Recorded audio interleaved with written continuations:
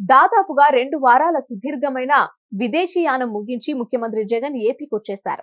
ఇక జగన్ వచ్చిన వెంటనే పార్టీ వారితో వరుస భేటీలు జరపబోతున్నారని తెలుస్తోంది.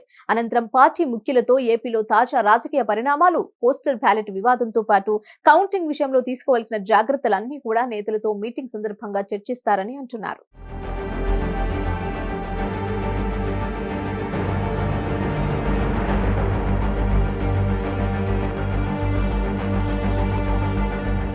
ఇక ఇప్పటికే తన వద్దకు చేరిన ఎగ్జిట్ పోల్ సర్వేల అంచనాలను కూడా ఆయన పార్టీ పెద్దలతో పంచుకుంటున్నారని తెలుస్తోంది. అదేవిధంగా ఆయన రానున్న 3 రోజుల్లో పార్టీ శ్రేణులను అలర్ట్ చేయడంతో పాటు కౌంటింగ్ వేళ ఎలా వ్యవహరించాలి, ఏం చేయాలన్న దాని మీద దిశానిర్దేశం చేస్తారని తెలుస్తోంది.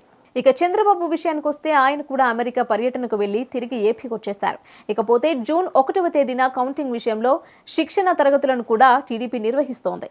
అంతేకాదు పలువురు సీనియర్ నేతలతో చంద్రబాబు కౌంటింగ్ స్ట్రాటజీ గురించి చర్చిస్తారు అని అంటున్నారు. ఇక కూటమి నేతలతో కూడా ఆయన సమావేశమయ్యే అవకాశాలు ఉన్నాయని తెలుస్తోంది.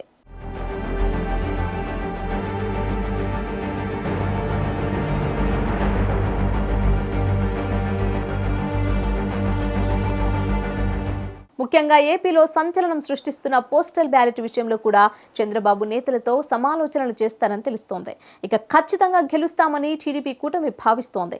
బాబు దగ్గర పక్కాగా లెక్కలున్నాయని అంటున్నారు. దీంతో ఈసారి కౌంటింగ్ లో అన్ని రకాలైన జాగ్రత్తలు తీసుకోవాలని బాబు నేతలకు గట్టిగా 1కి 10 సార్లు చెప్పనున్నారు. మరోవైపు చూస్తే ఏపీలో జగన్, చంద్రబాబు లేక 15 రోజులు దాటింది.